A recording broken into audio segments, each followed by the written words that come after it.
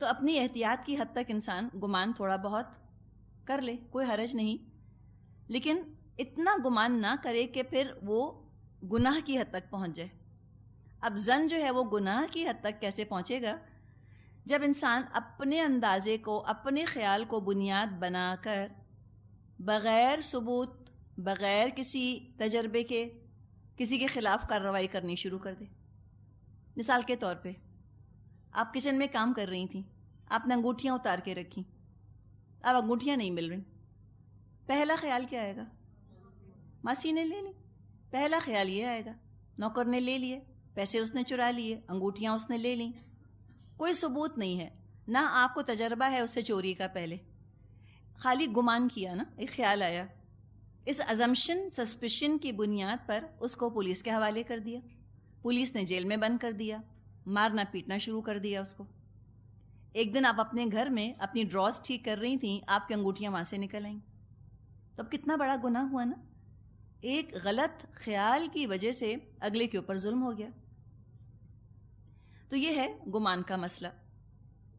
یا یہ کہ دو خواتین ہیں، ایک ہے دیورانی، ایک ہے جٹھانی۔ ساس جو ہیں وہ تعریف کرتی ہیں دیورانی کی، اب جٹھانی فوراً گمان کرے کہ میری برائی کر رہی ہیں۔ ایک تو یہ بھی ہم کو ضرور گمان ہوتا ہے، کسی ایک کی ہم تعریف سنیں تو یہ خیال ہوتا ہے کہ ضرور میری برائی کر رہے ہیں، یہ گمان کیا نا، بس ایک ظن ہے، اور تعلقات بگڑ گئے۔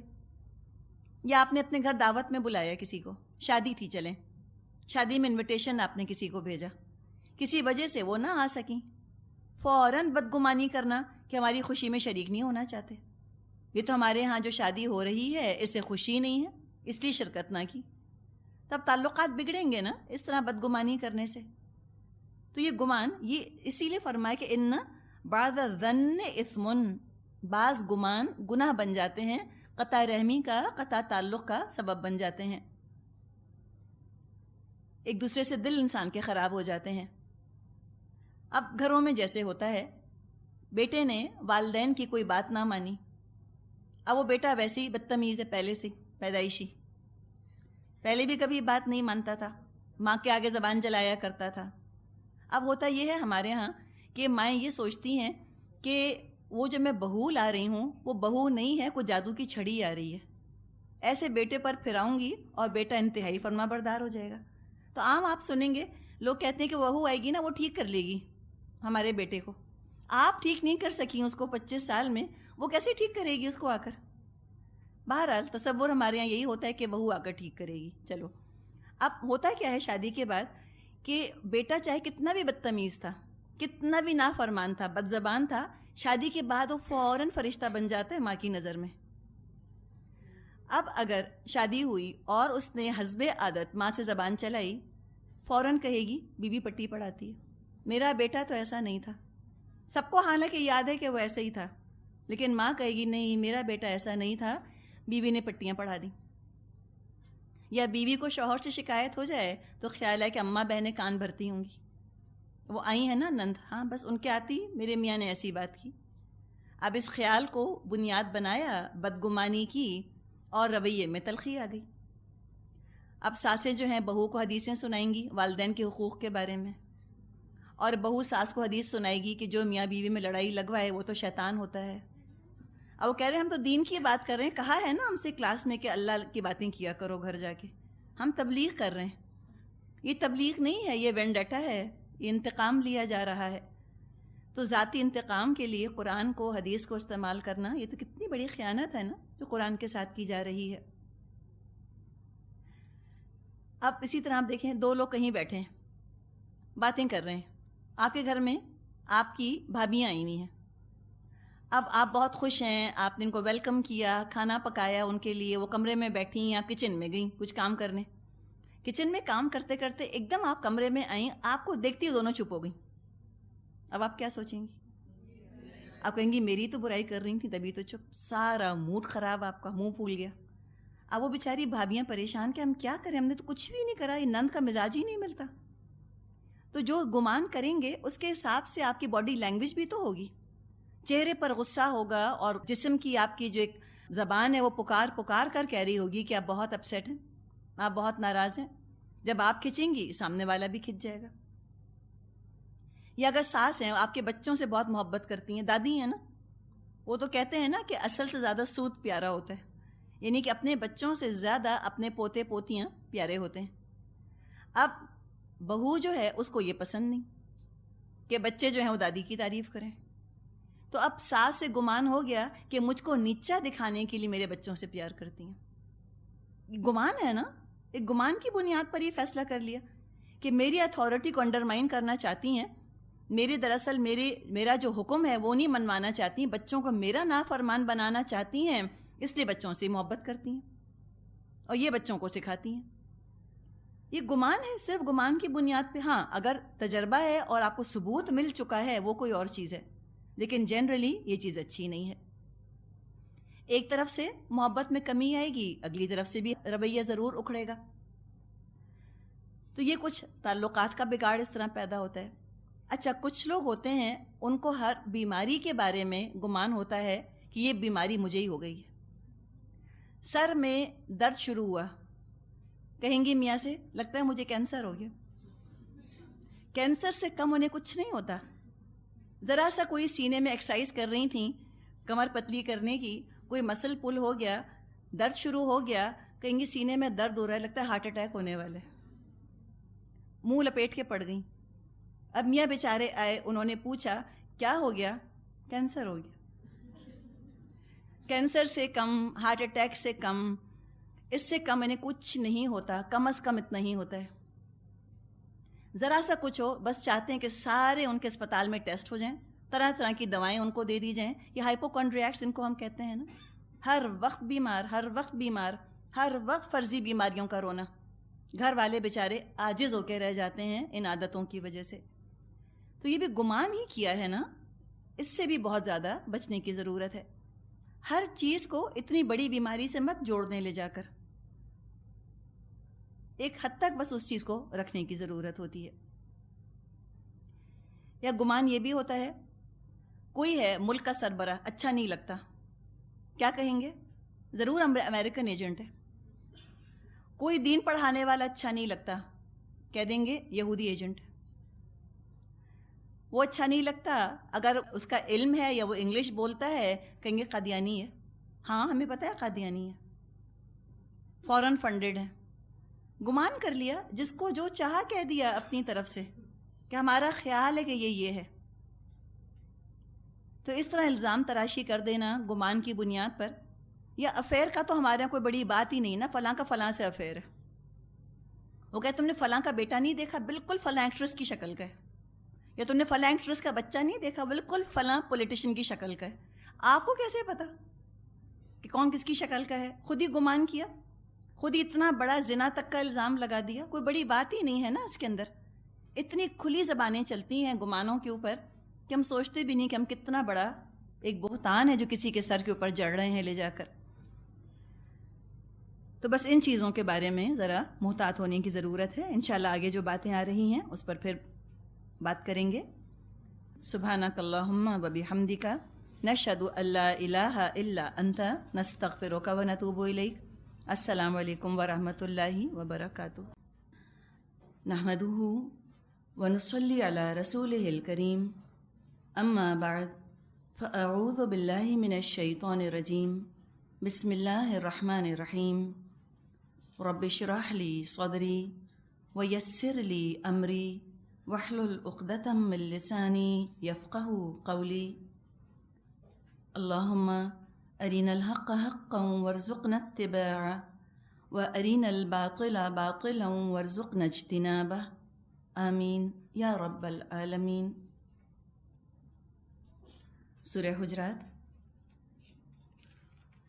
آیت نمبر 12، فرمایا یا ایہا الذین آمنوا، اے لوگو جو ایمان لائے ہو، اجتنبوا کثیرا من الظن، بہت زیادہ گمان کرنے سے پرہیز کرو، ان بعض الظن اثم، بعض گمان گناہ ہوتے ہیں، ولا تجسسوا، اور تم تجسس نہ کرو۔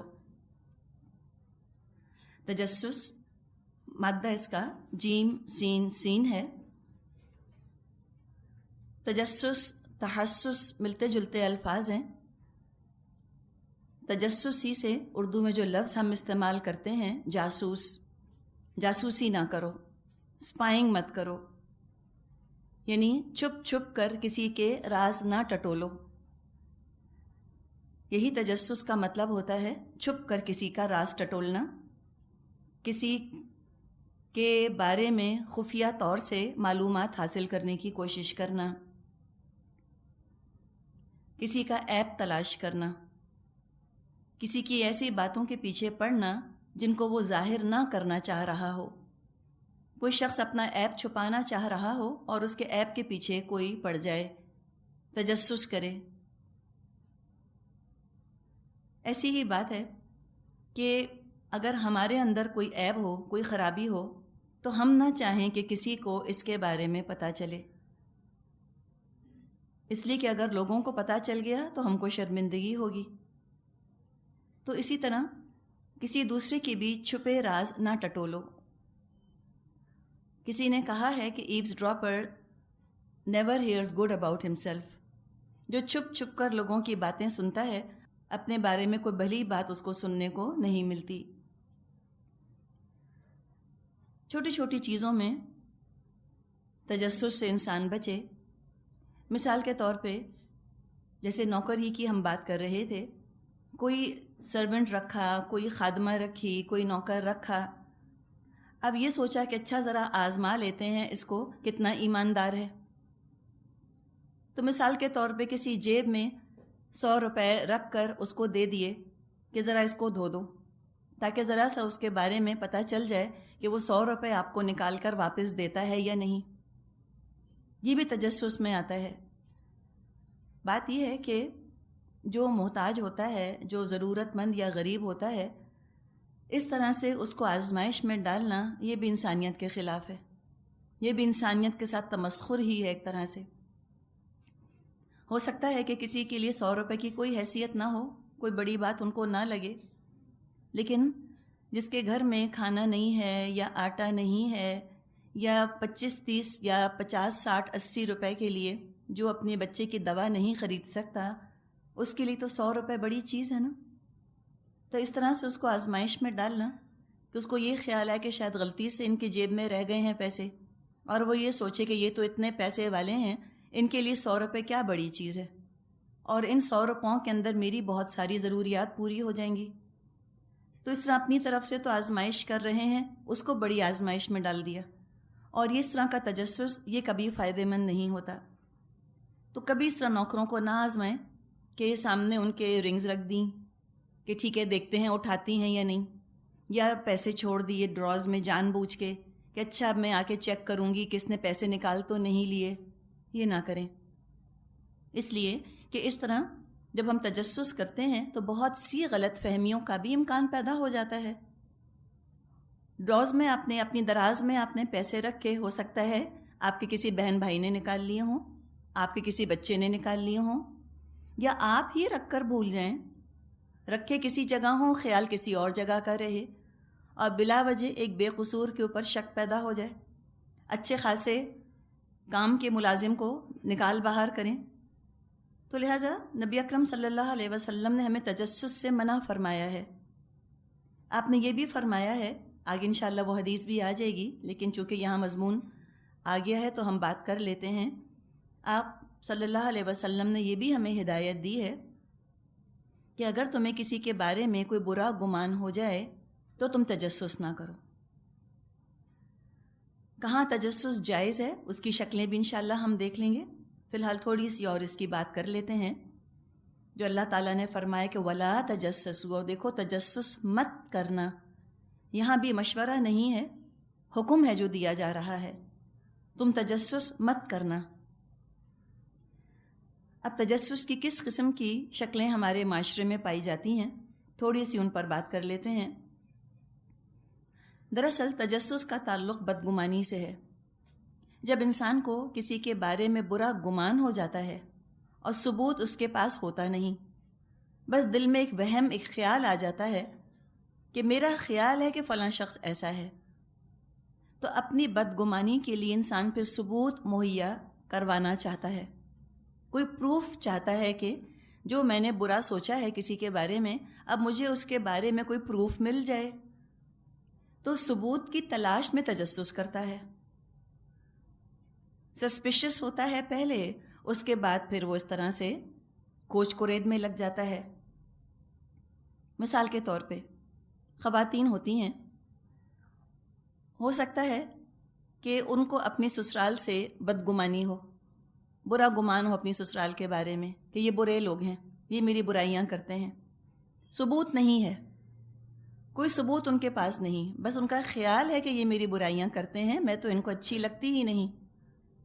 تو کچھ خواتین یہ کرتی ہیں کہ چھوٹے چھوٹے بچوں کو بھیجتی ہیں جہاں دادی پھپھی بیٹھی ہوں، اور اپنے بچوں سے کہتی ہیں کہ جاؤ جا کے سن کر آؤ دادی کیا بات کر رہی ہیں۔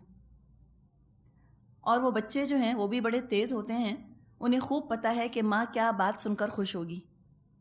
بچہ جانتا ہے کہ اگر میں نے آ کر کہا کہ اماں دادی اور پھپھو تو کچھ بھی نہیں کہہ رہی تھیں آپ کے بارے میں، تو اماں اصرار کر کر کے پوچھیں گی کچھ تو کہا ہوگا، کچھ تو کہا ہوگا۔ اور جب بچہ یہ بتائے کہ نہیں وہ کچھ نہیں کہہ رہی تھیں تو ماں اتنی خوش نہیں ہوگی۔ اور اگر بچہ یہ بتائے آ کر کہ ہاں وہ آپ کو یوں کہہ رہی تھیں، آپ کی برائیاں کر رہی تھیں، تو ماں خوش ہو جائے گی۔ بچے سمجھ جاتے ہیں اس چیز کو۔ پھر وہ بھی جھوٹ بولتے ہیں، وہ بھی آ کے ماں کو 2 کی 4 لگا کر سناتے ہیں کہ پتہ ہے دادی تو یہ کہہ رہی تھیں آپ کے لیے، پھپھو تو یہ کہہ رہی تھیں آپ کے لیے۔ اور وہ جانتا ہے بچہ کہ ماں ان باتوں سے بہت خوش ہوگی۔ تو یہ سوچیں کہ اللہ تعالیٰ نے جس عورت کی گود میں اتنی بڑی ذمہ داری ڈالی، بچے کی پرورش، اس کی اخلاقی تربیت، اور اللہ تعالیٰ کے رسول صلی اللہ علیہ وسلم نے فرمایا کہ جنت ماں کے قدموں تلے ہے، اس ماں کو تو خود جنت کا مسافر ہونا چاہیے، تو بچوں کے کیا اخلاق سکھا رہی ہے؟ یہ جنت والا اخلاق تو نہیں سکھا رہی بچے کو۔ چھوٹے چھوٹے بچوں کو جاسوس بنا دیا، اسپائز بنا دیا، یا بچوں کے اندر مبالغے کی عادت ڈال دی، یا بچوں کے اندر جھوٹ کی عادت ڈال دی ایک ماں کی ناسمجھی نے۔ کم عقل ماں کی وجہ سے بچے کتنا سفر کرتے ہیں، بچے کتنا بھگتتے ہیں۔ تو اس طرح خواتین کرتی ہیں، یہ طریقہ انتہائی غیر مناسب ہے۔ اور وہ بڑا ہو کر وہ بچہ کیا عزت کرے گا اپنی ماں کی کہ جس ماں نے اسے جاسوسی کروائی ہو۔ پھر بعض دفعہ ٹیلی فونز گھر میں ہوتے ہیں، ایک لائن پر 2 یا 2 سے زائد ٹیلی فونز ہوتے ہیں۔ اگر کوئی ایک فون پر بات کر رہا ہے اور دوسرا انسٹرومنٹ اٹھا کر اس کی باتیں سن رہا ہے، یہ بھی جاسوسی ہے، اس کی اجازت نہیں۔ یا کسی کا چپکے سے خط پڑھ لینا، یا کسی کی اپنی پرائیویٹ ڈائری ہے وہ پڑھ لینا، یہ چیزیں انتہائی غیر مناسب ہیں۔ نبی اکرم صلی اللہ علیہ وسلم نے ہمیں بتایا ہے، مضمون اس کا یہ ہے کہ جس نے کسی کے ذاتی خط پہ نظریں دوڑائیں اس نے گویا آگ میں جھانکا۔ تو اتنی ممانعت ہے اس چیز کی، کسی کی ڈائری نہیں پڑھی جا سکتی، کسی کا پرائیویٹ معاملہ نہیں کھولا جا سکتا، نہیں ٹٹولا جا سکتا۔ انکوزیٹو ہونا کس کے بارے میں؟ انسانوں کے بارے میں، اور انسانوں میں سے بھی ان کے اعمال کے بارے میں۔ کوئی کیا کرتا ہے چھپ کے، کوئی کیا کرتا ہے چھپ کے، یہ ٹٹولنا، اس طرح سے انکوزیٹو ہونا۔ اسی طرح بیٹیوں کی شادی ہوتی ہے یا بیٹوں کی شادی ہوتی ہے، بیٹے اپنی سسرال جاتے ہیں ملنے جلنے کے لیے، تو ماؤں کو کوئی حق نہیں کہ بیٹا سسرال سے آئے تو پھر ماں بیٹے سے پوچھے کہ بتاؤ تمہاری سسرال میں کیا ہو رہا تھا، ساس کا مزاج کیسا تھا، سسر کیا کر رہے تھے، آپس میں ان کے تعلقات کیسے ہیں۔ یہ بالکل مناسب نہیں کوئی ماں اپنے بیٹے کی سسرال کے بارے میں اس طرح تجسس کرے، اس طرح کیوروسٹی کا یا انکوزیٹونیس کا مظاہرہ کرے۔ تو جو بات بیٹوں کی سسرال کے لیے درست ہے وہی بات بیٹیوں کی سسرال کے لیے بھی درست ہے۔ دراصل بیٹوں کی سسرال سے زیادہ مائیں بیٹیوں کی سسرال کے بارے میں تجسس کرتی ہیں۔ بیٹیوں کی مائیں یہ سمجھتی ہیں کہ ہمیں پورا حق حاصل ہے کہ اپنی بیٹیوں کی سسرال کے ہر معاملے سے ہم واقف ہوں۔ یہ حق ان کو نہیں ہے، انہوں نے بلا وجہ یہ حق لے لیا ہے، اور پردہ اس پر ڈالا جاتا ہے اس بات کا کہ ہم دیکھنا چاہتی ہیں کہ ہماری بیٹیاں کس طرح کی زندگیاں گزار رہی ہیں، ہماری بیٹی خوش ہے یا نہیں ہے، تو لہٰذا وہ تجسس کرتی ہیں۔ تو بیٹی خوش ہے یا بیٹی خوش نہیں ہے، یہ پتہ کرنے کے اور بہت سے طریقے ہوتے ہیں، لیکن یہ تجسس بالکل مناسب نہیں کہ بیٹیوں کی سسرال کے بارے میں ایک ایک بات کا کھوج لگایا جائے۔ بیٹیاں سسرال سے آئیں تو پوچھا جائے کہ اچھا بتاؤ کیا کھاتے ہیں تمہاری سسرال میں، کتنے بجے اٹھتے ہیں، ان کے آپس میں تعلقات کیا ہیں، ساس کا مزاج کیسا ہے، نند کہاں آتی ہے، کہاں جاتی ہے، دیور کس کس سے ملتا ہے، کون ملنے آیا تمہارے ہاں، پھر کیا بات ہوئی تمہارے ہاں۔ یہ کسی ماں کو زیب نہیں دیتا۔ اس طرح کا کھوج کرید نہ کریں، بہت ہی بد اخلاقی ہے یہ۔ اور نہ ہی بیٹیاں اپنے میکے جا کر سسرال کی ایک ایک بات کھول کے بتائیں۔ یہ تو ہم کہتے ہیں نا کہ گھر کا بھیدی لنکا ڈھائے، یعنی بہو تو گھر کی بھیدی ہوتی ہے۔ حقیقت ہے کہ شادی شدہ بیٹیوں کو اپنے گھر کی وہ باتیں نہیں پتہ ہوتی جو ایک بہو کو اپنے سسرال کی پتہ ہوتی ہیں۔ وہ تو رات دن ساتھ رہتی ہے، کوئی اس پر اعتماد کر کے اپنے گھر کا فرد بنا کے اپنے گھر کے اندر اس کو لے کر آ گیا، اور پھر وہ اس طرح کے اخلاق کا مظاہرہ کرے، اس طرح کی بے وفائی کا مظاہرہ کرے، غیریت کا مظاہرہ کرے کہ ہر عیب اپنے سسرال کا جا کے میکے میں بتا دے۔ یہ چیز انتہائی غیر مناسب ہے۔ نبی اکرم صلی اللہ علیہ وسلم نے فرمایا ہے، مسلمانوں کی غیبت نہ کرو اور ان کے عیوب کی جستجو نہ کرو، کیونکہ جو شخص مسلمانوں کے عیب تلاش کرتا ہے اللہ اس کے عیب تلاش کرتا ہے، اور اللہ جس کے عیبوں کے در پہ ہو جائے اسے اس کے گھر میں رسوا کر کے چھوڑتا ہے۔ تو کبھی تمنا نہ کریں کہ لوگوں کی برائیاں میرے علم میں آ جائیں، کبھی تمنا نہ کریں۔ اللہ تعالیٰ سے دعا کرنی چاہیے کہ اللہ تعالیٰ جیسے تو نے میرے عیبوں کا پردہ رکھ لیا، اللہ اسی طرح تو دوسروں کے عیبوں کا بھی پردہ رکھ لے۔ جیسے تو نے میرے عیب دوسروں سے چھپا لیے، ایسے دوسروں کے عیب مجھ سے چھپ جائیں، مجھے نہ پتہ چلے کسی کے بارے میں۔ اور نبی اکرم صلی اللہ علیہ وسلم یہ بات اپنے صحابہ سے فرمایا کرتے تھے کہ تم لوگ کسی شخص کا یعنی کہ نام لے کر کسی کی برائی میرے سامنے بیان مت کرو، اس لیے کہ میں یہ چاہتا ہوں کہ میں سب لوگوں سے خوش دلی کے ساتھ ملوں، میرا دل سب کی طرف سے صاف ہو۔ یعنی کہ جنرلی تو کسی کمزوری کا اظہار یا کمزوری کا بیان کیا جا سکتا ہے کہ جنرلی لوگوں میں یہ خرابی کمزوری ہے، لیکن خاص نام لے کر ذکر کرنے سے ہوتا یہ ہے کہ اس ایک شخص کے خلاف دل میں گراہ پڑ جاتی ہے، تو آپ نے اس چیز سے بھی منع فرمایا۔ تو فرمایا کہ اس طرح تجسس نہ کیا کرو، تجسس کرنا ہی ہے تو تعمیری کاموں میں تجسس کرے انسان۔ انکوزیٹو ہونا ہے، کیوروسٹی کا اظہار کرنا ہے تو کائنات کے راز ٹٹولے، تاکہ سائنس کی ترقی ہو، تاکہ علم کی اور عقل کی ترقی ہو، لوگوں کی زندگیاں آسان ہوں۔ اور یہی تجسس کا جذبہ جو اللہ نے انسانوں میں رکھا ہے، جب اس کو صحیح جگہ استعمال کیا گیا تو ڈسکوریز ہوئیں، انوینشنز ہوئیں، ایجادات ہوئیں، دریافت ہوئیں چیزیں، تو صحیح مقام پر اس کو اگر رکھا جائے تو الحمدللہ یہ بہت اچھی چیز ہے۔ تو مطلقاً تجسس سے منع نہیں کیا جا رہا، بلکہ اس تجسس سے منع کیا جا رہا ہے جس کی وجہ سے کسی کا چھپا ہوا عیب دوسرے کے سامنے آ جائے۔ آپ صلی اللہ علیہ وسلم نے فرمایا، جب کسی شخص کے بارے میں تمہیں برا گمان ہو جائے تو اس کی تحقیق مت کرو۔ مثال کے طور پہ اپنے معاشرے میں ہم دیکھتے ہیں کہ اکثر لوگوں کو دوسروں کے بارے میں برا گمان رہتا ہے، اور اکثر لوگوں میں خاص طور پہ غیر شادی شدہ لڑکیاں، ان کے بارے میں گمان کا شکار رہتے ہیں لوگ۔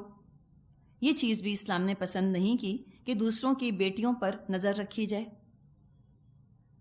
ان کے آنے جانے پہ نظر رکھی جائے، بدگمانی اور تجسس کو ملا دیا جائے۔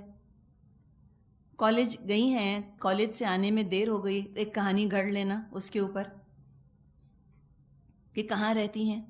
اب گھر میں ہوتا یہ ہے، آج کل تو خیر بہت کم ہو گیا ہے، لیکن آج سے چند سال پہلے بھی ہم نے گھروں کے اندر یہی ایک کلچر دیکھا تھا کہ گھروں میں آنا جانا بہت ہوا کرتا تھا۔ آج خالہ ملنے آ رہی ہیں تو کل پھپھو ملنے آ رہی ہیں، پھر کوئی اور ملنے آ گیا، کبھی کوئی اور ملنے آ گیا، تو مسلسل آنا جانا رہتا تھا۔ خاندان بھی قریب قریب رہا کرتے تھے، ہر ایک کو ہر ایک کا حال معلوم ہوتا تھا۔ اب تو پھر بھی نیوکلیئر فیملیز ہو گئی ہیں نا، تو ایکسٹینڈڈ فیملیز کے اندر ایک مشترکہ خاندانی نظام میں کس طرح کے ایک سوشل ڈائنامکس ہوتے تھے کس طرح کی خاندانی سیاست ہوتی تھی، شاید آج کی نسل کو اس کا احساس نہ ہو، لیکن جو پچھلی نسل ہے وہ اس چیز کو اچھی طرح جانتی ہے کہ یہ معاملہ ہوتا تھا کہ ہر ایک کے معاملے میں بولتا تھا۔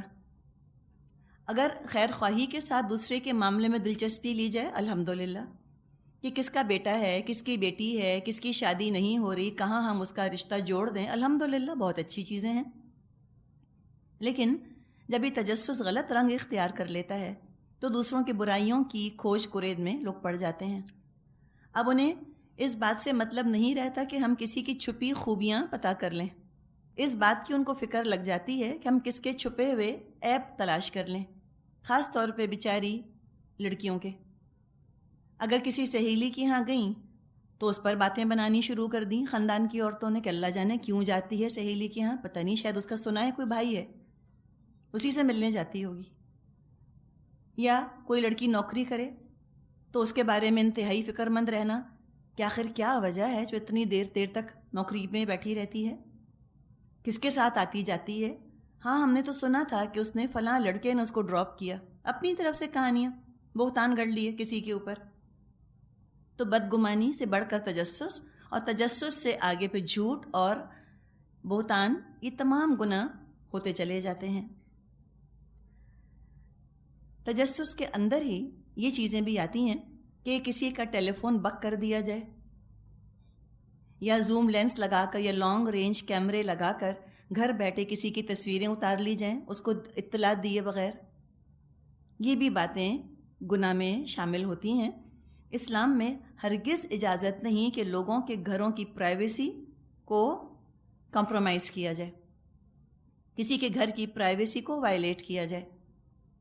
اسی لیے ہم دیکھتے ہیں کہ زنا کی بھی سزا جو اسلام نے رکھی ہے، رجم شادی شدہ کے لیے اور غیر شادی شدہ کے لیے 100 کوڑے، اس کی شرط کتنی کڑی ہے، 4 عینی گواہ، یعنی اتنا کھلم کھلا کوئی گناہ ہوا ہو کہ لوگوں نے اپنی آنکھوں سے وہ گناہ کرتے اس کو دیکھ لیا ہو، اور تمام جو حدود ہیں ان سب میں عینی گواہوں کی شرط ہے، آئی وٹنسز، لوگوں نے اپنی آنکھوں سے وہ کام ہوتے دیکھا ہو۔ یعنی معاشرے میں کوئی کام کھلم کھلا جب ہونے لگ جائے اس پر حد پنشمنٹ نافذ کی جاتی ہے۔ جہاں تک گھروں کا تعلق ہے، گھروں کی سینکٹیٹی انوائلیبل ہے، جو گھروں کی حرمت ہے اس کو ختم نہیں کیا جا سکتا۔ نبی اکرم صلی اللہ علیہ وسلم نے یہ بات بیان فرمائی ہے کہ یعنی مضمون یہ ہے حدیث کا کہ اگر کوئی تیرے گھر کے اندر جھانک رہا ہو، جیسے لوگوں کو عادت ہوتی نا پیپ کرنے کی، کوئی تیرے گھر میں جھانک رہا ہو، تجھے اجازت ہے کہ تو کنکری مار کر اس کی آنکھ پھوڑ دے، کوئی قصاص نہ ہوگا، کوئی گناہ نہ ہوگا، کوئی سزا نہ ہوگی۔ تو جب جھانکنے کی اجازت نہیں تو اور کسی چیز کی اجازت کیسے ہوگی؟ کیمرہ لگا دینا یہ دراصل جھانکنا ہی تو ہے، کسی کے گھر کے اندر سمجھیں کہ ایک آنکھ ہے جو کہ کھول دی گئی۔ اور اس طرح سے جب تجسس کیا جاتا ہے تو ہم دیکھتے ہیں کہ کتنے بڑے بڑے اسکینڈلز بنتے ہیں، یلو جرنلزم وجود میں آتا ہے۔ اور جب ہم اسکینڈلز کی بات کریں تو ہو نہیں سکتا کہ ہمیں برٹش رائل فیملی بیچاری کا خیال نہ آئے۔ کس چیز نے ان شہزادوں کے گھروں کو برباد کیا؟ تجسس نے۔ جرنلزم کے نام پر تجسس، کیوروسٹی، انکوزیٹیونیس، کہ فلاں پرنسس جو ہے، فلاں پرنس کی بیوی وہ چھپ کر کیا کر رہی ہے، اس کے پیچھے جرنلسٹ لگ گئے، زوم لینس لگا دیے اور کیمرے فٹ کر دیے اور ان کے ٹیلی فون کنورسیشنز بک کر دیں، اور جو کچھ ان کی پرائیویٹ باتیں تھیں ان کو اٹھا کر انہوں نے اخباروں کے اوپر چھاپ دیا، سرخیاں اس کی بنا دیں۔ فائدہ کیا ہوا؟ فائدہ تو کچھ نہ ہوا، ان کی اصلاح تو نہ ہوئی، نہ ہی لوگوں نے کوئی عبرت حاصل کی، بلکہ ہوا یہ کہ لوگوں کا لحاظ ہی اٹھ گیا۔ وہ باتیں جو ڈھکی چھپی تھیں کھلے عام لوگوں کے زبانوں پر آ گئیں، صبح ناشتے کی میز کا موضوع بن گئیں، ٹاک شوز کا مضمون بن گئیں، اور چھوٹے بڑے، باپ بیٹی اور ماں بیٹا سب مل کر وہ پروگرام دیکھنے لگ گئے۔ تو حیا اٹھ جاتی ہے جب اس طرح اسکینڈلز بنتے ہیں معاشرے میں اور لوگوں کے چھپے عیب اس طرح سے ٹٹولے جاتے ہیں اور ان کا پھر اشتہار دے دیا جاتا ہے جب ان کی تشہیر کی جاتی ہے۔ اپنے گھر کے اندر چھپ کر کوئی کچھ بھی کرتا رہے، اسلام نے کوئی سزا نہیں رکھی، اور نہ اسلام نے اس بات کی اجازت دی ہے کہ تم گھروں کے اندر جا جا کر دیکھو کہ لوگ کیا کر رہے ہیں۔ نہیں، یہ اسلام کا مزاج نہیں۔ اس کے بارے میں ایک واقعہ ہمیں ملتا ہے عمر رضی اللہ عنہ کے دور کا،